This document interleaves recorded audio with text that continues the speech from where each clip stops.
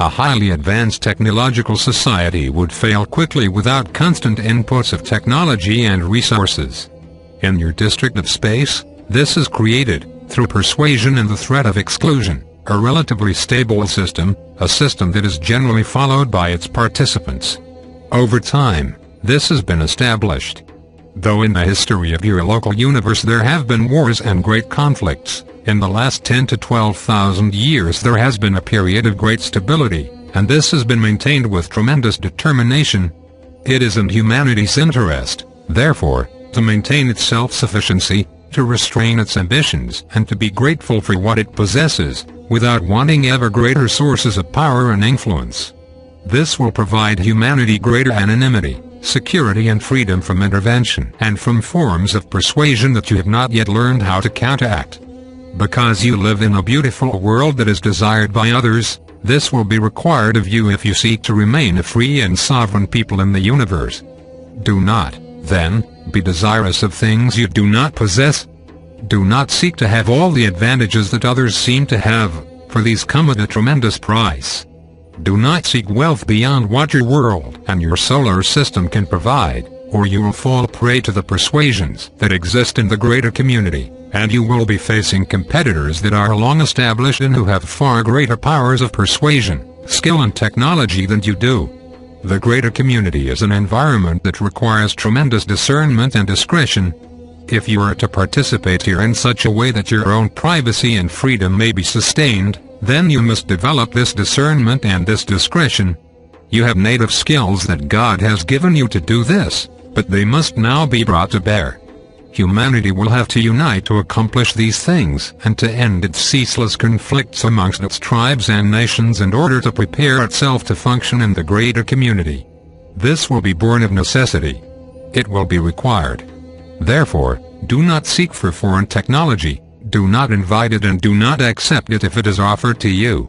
For if it is offered freely, it will not be offered by a friend but instead by a competitor in order to trap you, to make you dependent, to make you want more, to make you desirous of things that only others can provide. No true ally of 47 humanity would offer humanity technology, and that is why whoever does this for other purposes. Do not be seduced, and do not be induced to engage in trade of this nature, or you will unknowingly and unwittingly begin an engagement that will be very difficult to disengage from later on. That is why restraint is so important, wisdom and restraint. For a world such as your own, extensive trade and commerce would destroy human culture.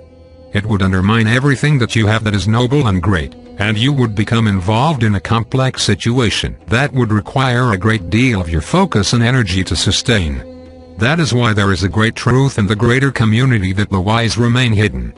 They remain hidden to remain wise, and they remain hidden to remain free. This is an important lesson and an important truth that has been established throughout the universe, a truth that humanity has not yet learned to recognize or to value. Distant trade is often not conducted because of the dangers and hazards involved. To move beyond the boundaries of a well-inhabited district means that one must travel through unknown and often hostile territories. The risk of becoming lost, the risk of piracy and the risk of inviting unwanted scrutiny are significant. Even in regions where there is very little intelligent life, in regions where intelligent life has not been cultivated, the physiological hazards are significant. This is why uncharted territories often remain uncharted. They are often beyond the reach of traveling nations. Explorers do venture into them but often do not return. There are nations within uncharted territories that seek to remain entirely hidden from the outside and have established very complex and successful means of discouraging exploration and intervention.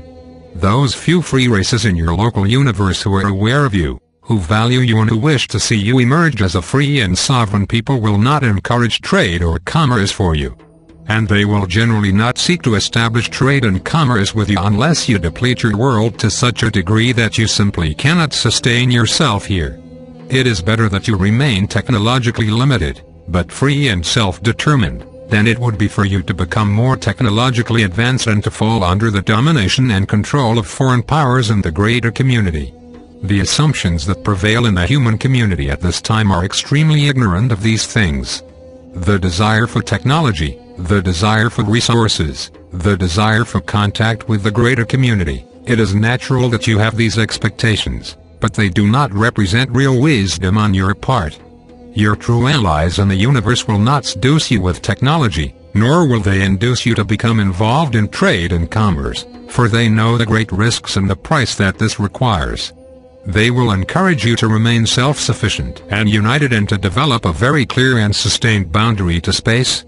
Because you live in a relatively stable region of space, you do not need a great military power, but you will need to maintain sufficient balance and order within your own world, and you will need to maintain a very clear and determined control of your solar system.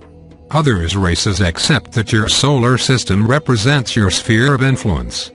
This is common and is expected. It is very rare that two powers can exist within one solar system for very long. Either one will destroy the other, or they will both destroy one another in competition for dominance there. 49. Your solar system will provide certain degrees of wealth and advantage for you. But if you destroy the life-sustaining resources on the Earth, if you drive your climate systems into a different kind of functional stability that creates an inhospitable environment for life, you will not be able to escape this within your solar system. You will not be able to find reprieve or refuge. If you understood your position in the universe and the difficulties and requirements that exist in this part of the greater community, you would consider your world very differently, and you would behave very differently. You would not squander your wealth or your resources on conflicts between your groups, nations and tribes. You would have an entirely different set of priorities. This instruction regarding trade and commerce in the greater community is very important for your future. There will be many attempts to induce you to become involved in receiving gifts of technology. There are many commercial forces who would seek to have you as clients and to gain control and access to many of the important resources of your world. The inducements will be great. The promises of wealth, peace and power will be great. And who amongst you, amongst your leaders, amongst the wealthy people of the world, could turn down such offers and resist such inducements? This is why great wisdom and restraint must be established here. This is why human freedom and sovereignty within this world must always be a great consideration. While others in your neighborhood of space are not free to dominate your world through conquest and through military force, they are entirely free to gain influence here under certain conditions. And they would not hesitate to want a world such as yours as part of their network, as one of their primary clients, or as a resource within their sphere of influence. The wise remain hidden. Your world is known to a few, but not to many. You do not want to broadcast into the universe who you are and what you have. In the future, your radio technology will have to be completely changed. You cannot be broadcasting out into space. That only invites inquiry, interest and suspicion. Right now you think that there is no one else out there, that the universe is vast and empty, and that there might be some distant planet somewhere that could receive your transmissions. If you understood the situation, you would see how dangerous and unwarranted this is. Remember the three requirements for freedom in the universe: unity, self-sufficiency and great discretion. Practice this and you will be able to enjoy the benefits of emerging into the greater community as a free and sovereign race, and to gain the unity and stability the world has never had. Humanity has been growing and expanding in its evolution. But it must reach a sustainable state, a state that functions at the level of stability and security, that is not oriented towards growth and expansion. If you seek to grow and to expand out into the greater community beyond your sphere of influence within this solar system, you will run into tremendous difficulties. You do not want to be seen as an aggressive race by your neighbors in this part of the greater community. They will not tolerate such behavior, and they have the power to suppress any attempt on your part to gain territory beyond this solar system.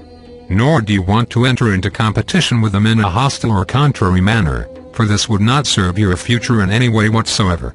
It is not yet certain whether humanity can sustain this kind of wisdom and restraint. Even now you have very little else to conquer in your own world. You have your solar system to explore, but you will find very few places where you can make any establishments at 51 all, and even these will be difficult to maintain. You will have to face and are facing even now the pressure of influence and persuasion created by opportunistic groups in your region of space who are here to do business, who want to extend their power and influence through means that are within the bounds of what is tolerated. Dealing with this successfully will elevate your race and give you a greater maturity. It will certainly bring an end to human conflict as you have known it in the past. For you can no longer afford to waste your resources through war and conquest. You must now prepare to develop a steady and sustainable state that you can maintain within this world without dependence on foreign powers. Neglect this and you will face the same fate as so many nations who have aggressively expanded only to find themselves completely at the mercy of others. These others will not share your values, for they will not be human. They will not value your unique gifts and capabilities. They will only see you as a security problem. This is a harsh reality, but one that gives you scope and wisdom. There are certain requirements you must achieve if you are to remain free and self-determined. You cannot change these rules. They are rules of life. They are the requirements of living in the greater community into which you are now emerging. The greater community is your future. It is your destiny. But you must be prepared.